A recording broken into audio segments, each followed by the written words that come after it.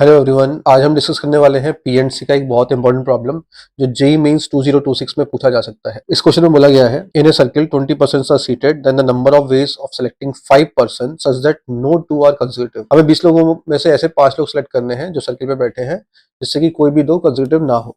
तो इस क्वेश्चन को आप ऐसे समझ सकते हैं कि 15 लोगों के बीच में 5 लोगों को बिठाना है। अब वो 5 लोग ऐसे बैठने चाहिए कि वो नेबर ना हो। आप उल्टा सोच सकते हैं कि we have to make them sit 5% such that no two of them are consecutive. तो उसके लिए हम क्या करेंगे, अगर ये लोग सर्किल पे ना बैठ के एक लाइन पे बैठे होते, एक लाइन में बैठे होते, उसका आंसर निकाल लें और उसमें से जो फेवरेबल चीजें नहीं है उनको हटा दें। तो मैंने क्या किया, सबसे पहले 15 लोगों को बिठा दिया, P1 P2 P3 till P15। अब मुझे 5 लोगों को ऐसे यहाँ पे फिट करना है जिससे कि वो साथ में ना बैठे। ठीक है, तो हम क्या करेंगे, पहले हम स्ट्रेट लाइन का आंसर निकाल रहे हैं। स्ट्रेट लाइन का आंसर में क्या होता है कि हम सारे गैप्स काउंट करते हैं। यहाँ पे गैप्स कितने हैं, अगर मैं लेफ्ट मोस्ट कंसीडर करूँ और राइट मोस्ट कंसीडर करूँ और बीच वाले कंसीडर करें तो टोटल 16 गैप्स आते हैं हमारे पास। ऐसे करके हमारे पास 16 गैप्स आते हैं। इन 16 गैप में मैं उन 5 लोगों को बिठा दूं, तो 16C5 तरीके से मैंने गैप्स को सेलेक्ट किया और वहां उनको बिठा दिया। तो इसका मतलब ये नंबर ऑफ वेज हो जाएंगे कि वो 5 लोग अलग अलग हैं।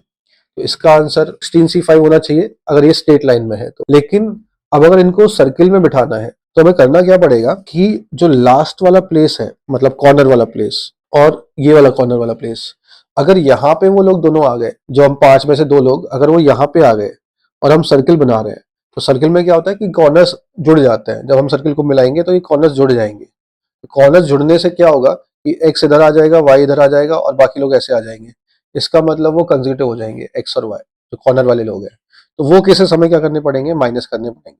तो उसको माइनस कैसे करेंगे, तो जब एक्स यहाँ बैठ गया है कॉर्नर पे, वाई इधर बैठ गया है, तो 3 लोगों को और बैठाना है बीच में गैप्स में। और गैप्स से आप 14, टोटल 16 गैप्स थे कॉर्नर्स को मिला के, 2 कॉर्नर्स हटा दिए तो 14 गैप्स बचे। वहां पे मुझे 3 लोगों को फिट करना है, तो 14C3। तो that will be our answer, 16C5 minus 14C3। इसको करने का एक और तरीका हो सकता है, लेकिन जैसे ऑप्शंस आपको दिख रहे हैं तो ऑप्शंस के हिसाब से ये बेस्ट मेथड है सॉल्व करने का। दूसरा मेथड भी मैं बता देता हूँ, लेकिन उसमें फिर कैलकुलेशन आपको थोड़ा एक्स्ट्रा करना पड़ेगा। This is method number 1। अगर मेथड 1 में कोई दिक्कत आती है तो आप कमेंट सेक्शन में कमेंट कर सकते हैं, मैं दोबारा से एक्सप्लेन करने का ट्राई करूंगा।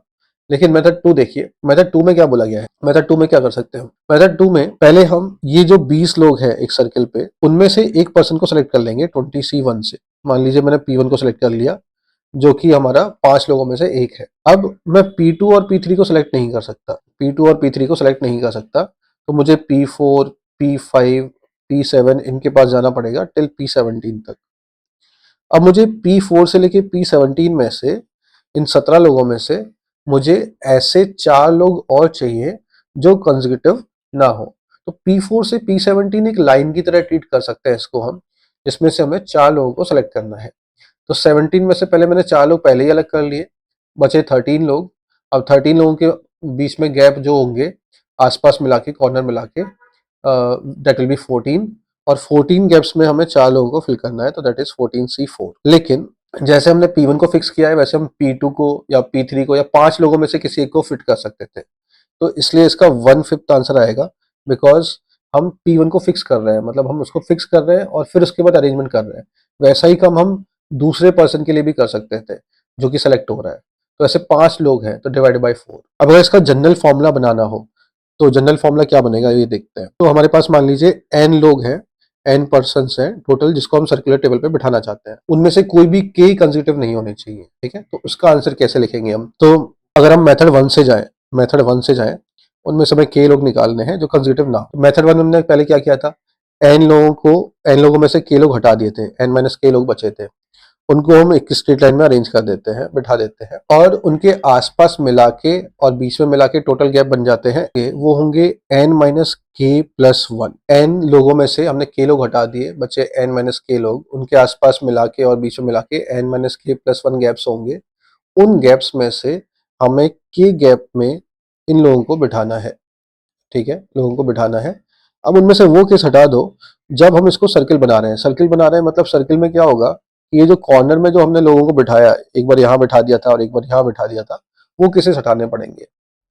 तो हम क्या करेंगे, n माइनस के माइनस 1 गैप हो जाएंगे बीच वाले। अब क्योंकि 2 गैप कम हो गए, तो n minus k minus 1 gap हो गए और उनमें हमें k माइनस 2 लोगों को रखना है।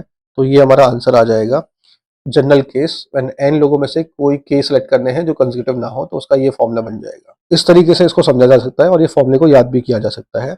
बट मैं कभी भी फॉर्मूला याद करने के लिए कभी भी सजेस्ट नहीं करता। आप हमेशा मेथड ध्यान रखिए, जो मैंने मेथड बताया, आइदर मेथड 1 और मेथड 2 दोनों से सेम ही आंसर आएगा। Thank you.